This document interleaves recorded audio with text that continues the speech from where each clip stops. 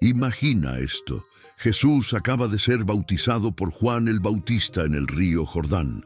Las aguas aún resbalan por su piel cuando el cielo se abre, una luz desciende y la voz de Dios declara: «Este es mi Hijo amado, en quien tengo complacencia». Es el punto más alto, el inicio glorioso de su ministerio, la afirmación pública de su identidad divina. Pero inmediatamente después ocurre algo que parece contradictorio. El Espíritu Santo lo impulsa hacia el desierto. No fue una desviación, no fue el enemigo, no fue una decisión humana. Fue el mismo Espíritu de Dios quien lo llevó allí. Y eso nos confronta con una verdad profunda. A veces, los desiertos en nuestra vida no son casualidades, sino propósitos divinos. ¿Por qué el desierto?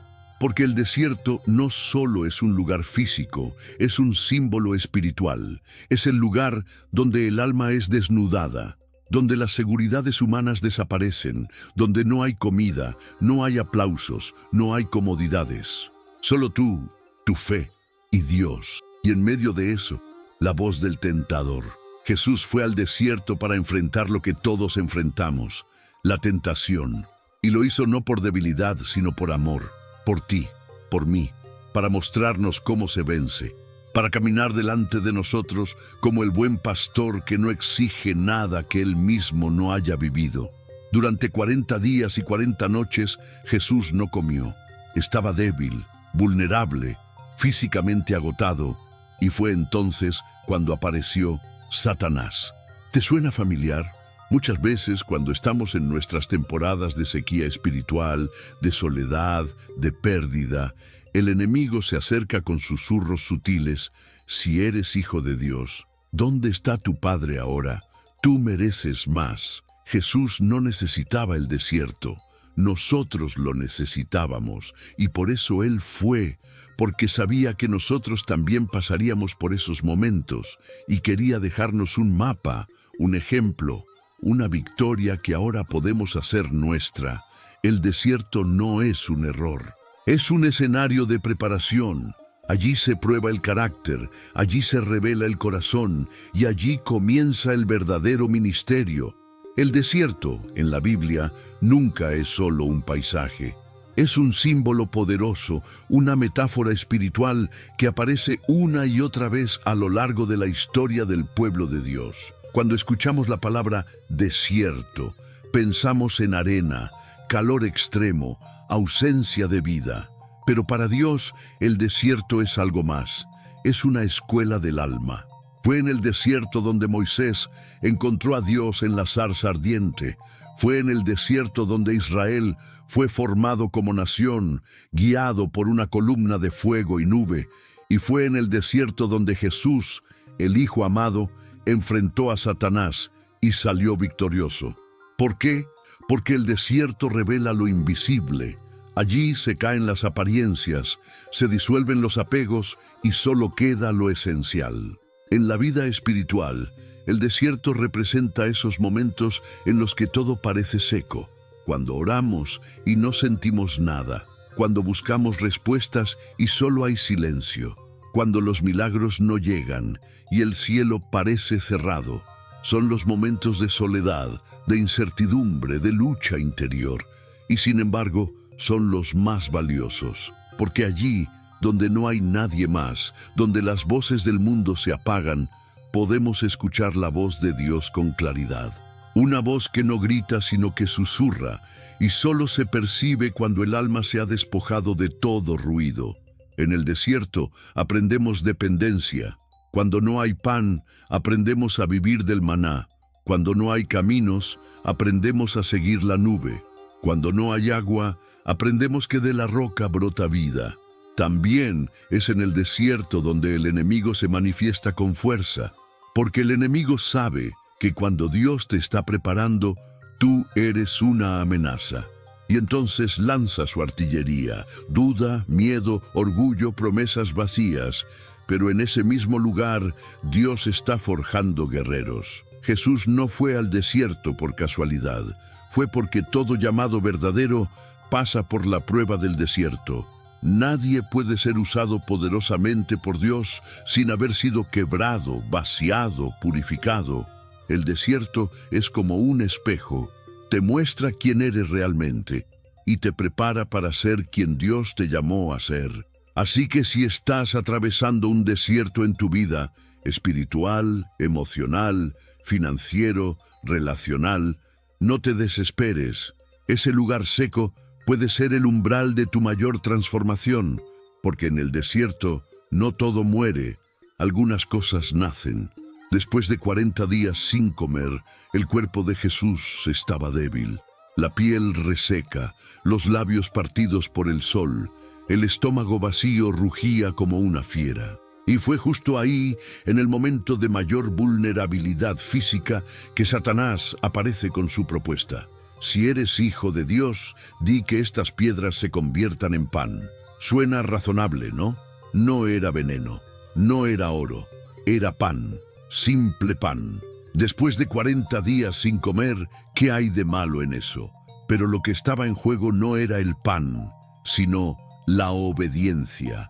Satanás no solo tentaba a Jesús con comida, lo tentaba a usar su poder divino para satisfacer una necesidad legítima, fuera del tiempo y del plan del Padre.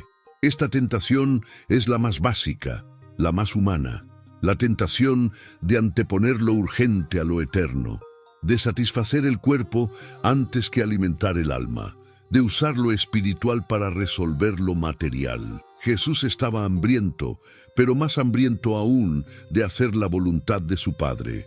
Por eso respondió con palabras que traspasan el tiempo. No solo de pan vivirá el hombre, sino de toda palabra que sale de la boca de Dios. ¿Qué respuesta?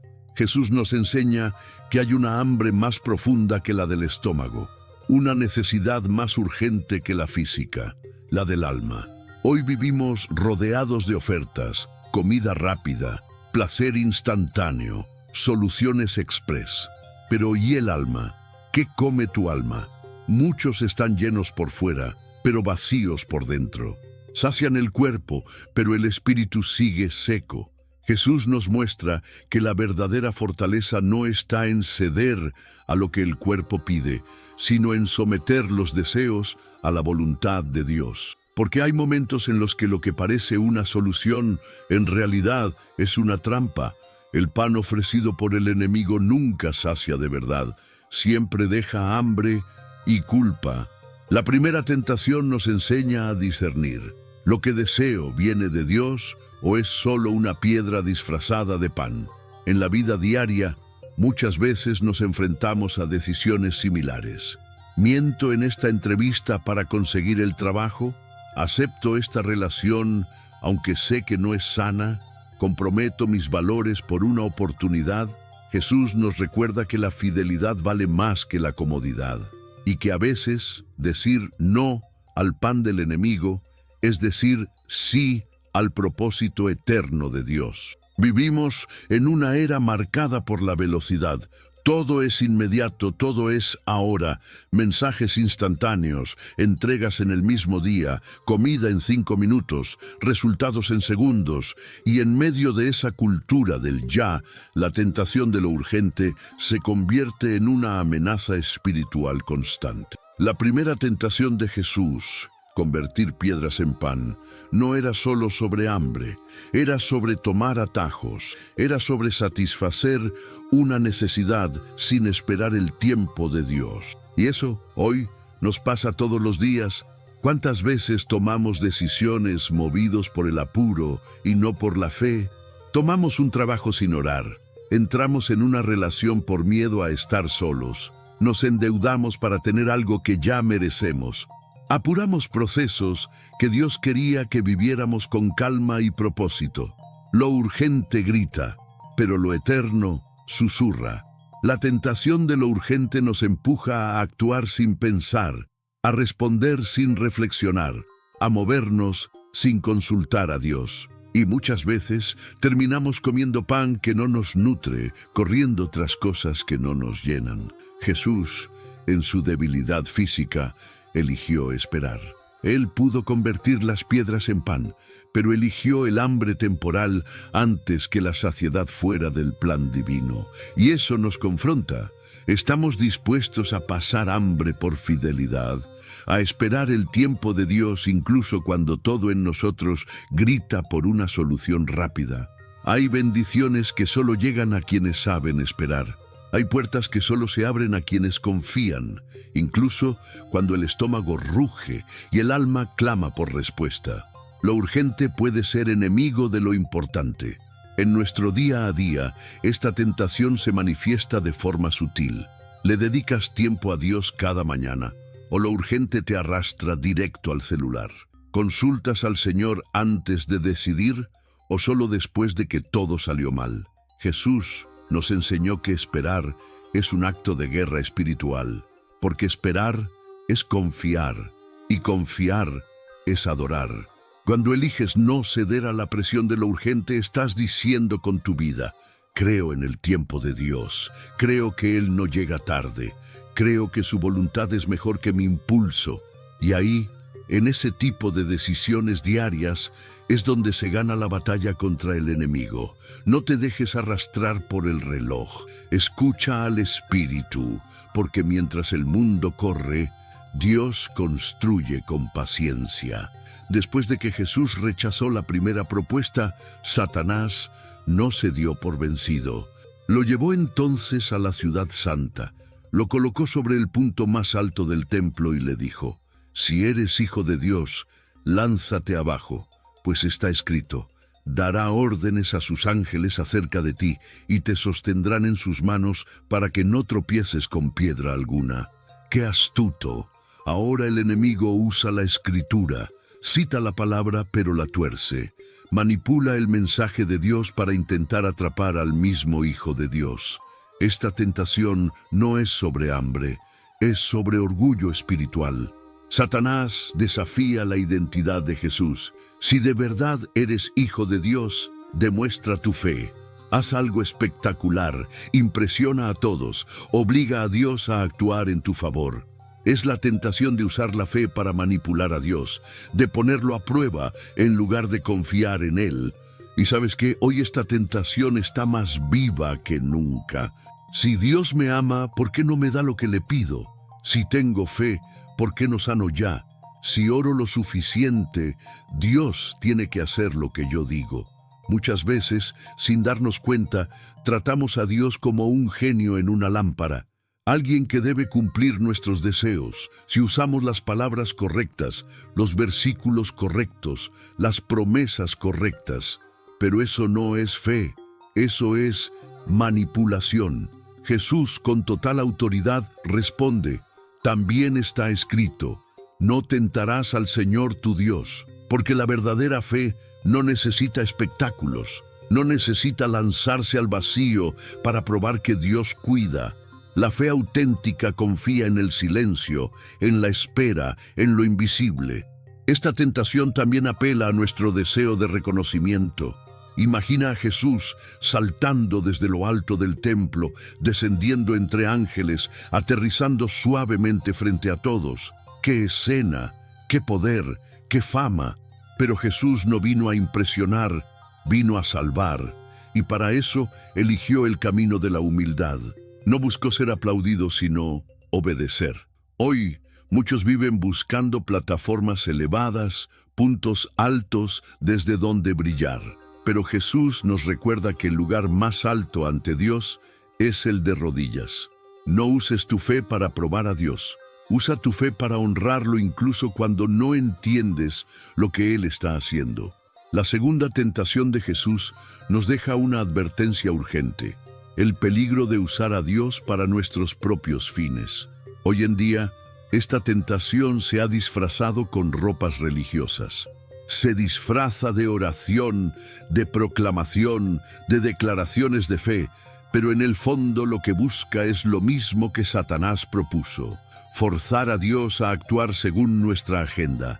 Y cuando eso sucede, la relación deja de ser de hijo y padre, para convertirse en un contrato, en un intercambio. Yo oro, tú me bendices; yo doy, tú me das; yo te sirvo. pero tú me haces famoso. Es una fe centrada en el ego, en la recompensa, en el qué gano yo. Es fácil caer en esa trampa. Vivimos en una cultura de resultados, de éxito, de números, y a veces, sin darnos cuenta, trasladamos esa lógica al mundo espiritual. Medimos la bendición por el tamaño de la cuenta bancaria. Medimos la unción por la cantidad de seguidores. Medimos la fe por cuántos milagros obtenemos. Pero Dios no es una fórmula, no es una máquina de premios. Es un Padre y no puede ser manipulado. Jesús, ante la propuesta del enemigo, no respondió con espectáculo. No buscó impresionar. No necesitó probar nada a nadie. Y nos dejó un principio eterno. La fe verdadera confía incluso cuando no ve resultados. Hoy, la tentación de usar a Dios para fines personales se manifiesta en frases como: si sirvo en la iglesia, Dios tiene que darme salud. Si doy mi diezmo, Él me debe multiplicar. Si tengo fe, todo saldrá como yo quiero. Pero ¿qué pasa cuando no ocurre así? ¿Qué pasa cuando oramos y no somos sanados? Cuando sembramos y no cosechamos como esperábamos, cuando creemos y aún así lloramos. Ahí es donde se prueba el corazón. La verdadera adoración no es la que canta cuando todo va bien, sino la que permanece firme cuando todo parece en contra. Dios busca hijos, no clientes, busca siervos, no negociantes, busca corazones rendidos, no estrategias espirituales. ¿Y tú estás usando a Dios para tus planes o estás dejando que Él use tu vida para los suyos? No pongas a Dios a prueba. Confía, ama, sirve, incluso cuando no entiendas, porque la obediencia sin condiciones es el lenguaje más puro de la fe. Después de ser rechazado 2 veces, Satanás lanza su carta final. Lleva a Jesús a una montaña muy alta, le muestra todos los reinos del mundo y su gloria, y le dice: todo esto te daré si postrado me adoras. Aquí ya no hay sutilezas. No hay versículos torcidos, no hay disfraces. Satanás se revela tal como es, un usurpador que quiere adoración, y lo que ofrece es todo lo que el mundo valora: poder, fama, riquezas, dominio. Lo más impresionante es que él sabía que Jesús había venido para reinar. Satanás ofrece exactamente lo que estaba profetizado, pero sin cruz, sin sufrimiento, sin obediencia. Una corona sin calvario.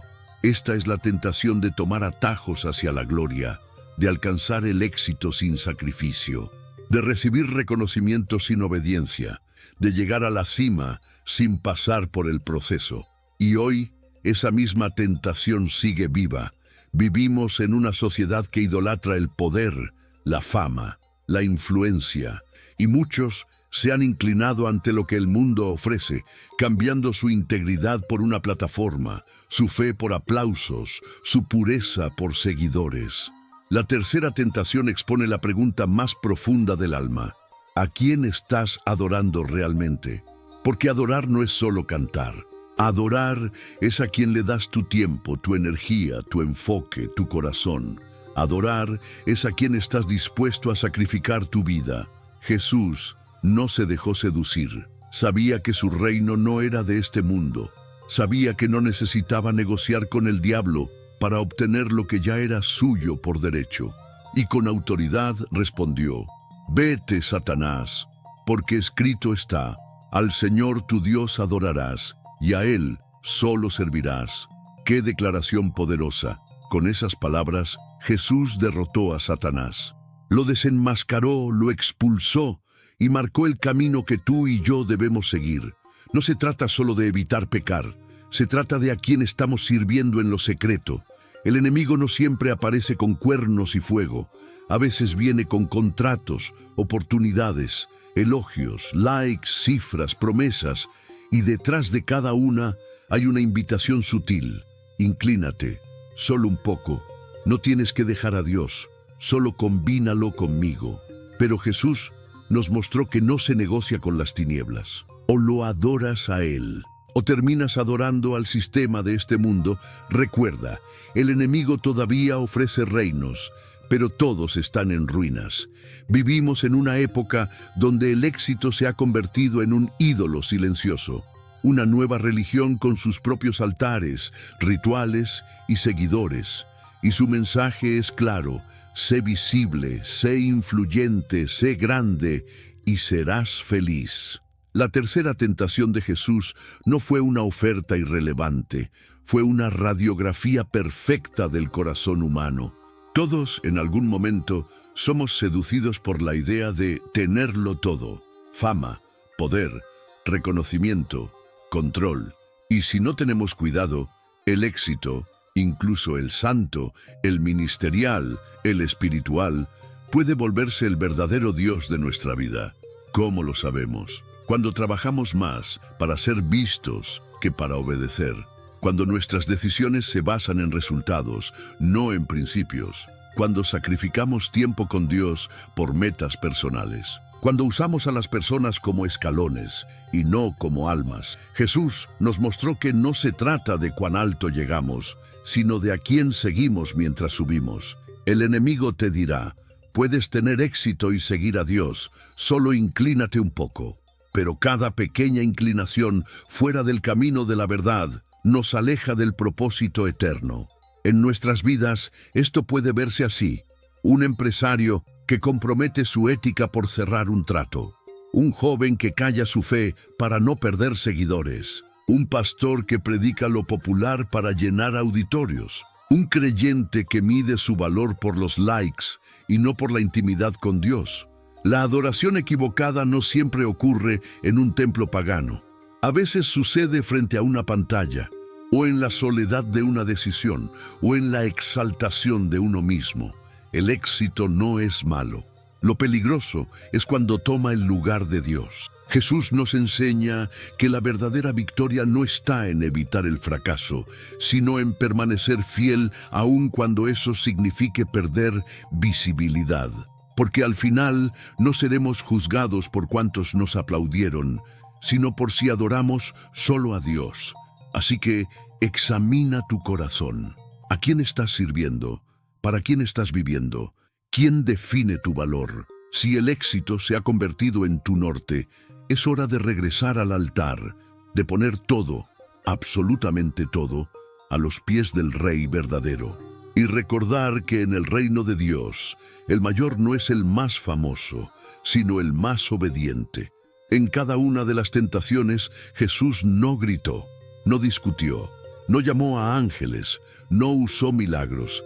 Él usó algo que tú también tienes en tus manos: la palabra de Dios.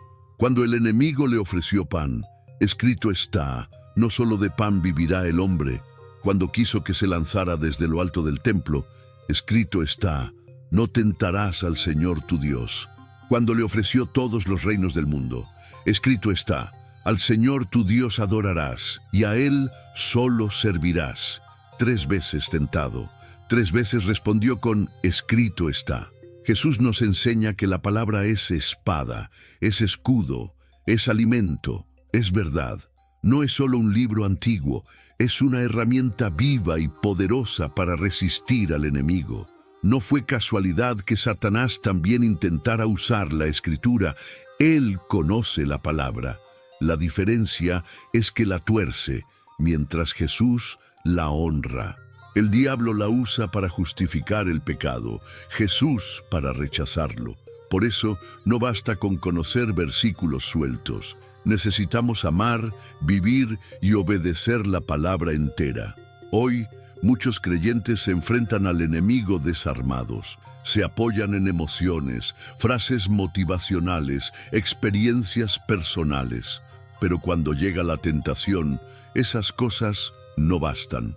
Lo que te sostiene en el día malo no es lo que sientes, sino lo que sabes y crees profundamente. Jesús venció porque tenía la palabra en su interior. No tuvo que buscar un rollo, no tuvo que pedir ayuda. Él era la palabra y la palabra fluía de él. ¿Y tú tienes la palabra dentro? No basta con leer la Biblia una vez por semana. Necesitamos alimentarnos diariamente, memorizar, meditar, declarar, porque cuando llegue la tentación, y llegará, no habrá tiempo para buscar qué dice Dios. Tendrás que responder inmediatamente como un soldado que ya entrenó. La palabra no solo derrota al enemigo, también fortalece tu fe, limpia tu mente, ilumina tu camino. ¿Quieres vencer como Jesús? Llénate de lo mismo que lo llenaba a Él. Haz de la Biblia tu pan diario, tu escudo, tu guía, porque no vencerás con fuerza humana, vencerás con escrito está. El desierto no es el final, aunque parezca el lugar de muerte, de sequedad y de soledad, para Jesús fue el lugar de la victoria. No salió derrotado, no salió confundido, salió más fuerte, lleno del poder del Espíritu y listo para comenzar su ministerio. Y eso cambia todo, porque ahora sabemos que el desierto no es una maldición, sino un entrenamiento, que el silencio no significa ausencia, sino preparación, que la tentación no es señal de debilidad, sino de propósito. Jesús no solo venció por Él, venció por nosotros. Cada respuesta que dio, cada tentación que rechazó, cada palabra que declaró, fue como abrir un camino en medio de la arena, un camino por el cual tú y yo también podemos caminar. Y hoy, esa victoria sigue vigente. El mismo Jesús que enfrentó al enemigo en el desierto es el que camina contigo cuando sientes que no puedes más.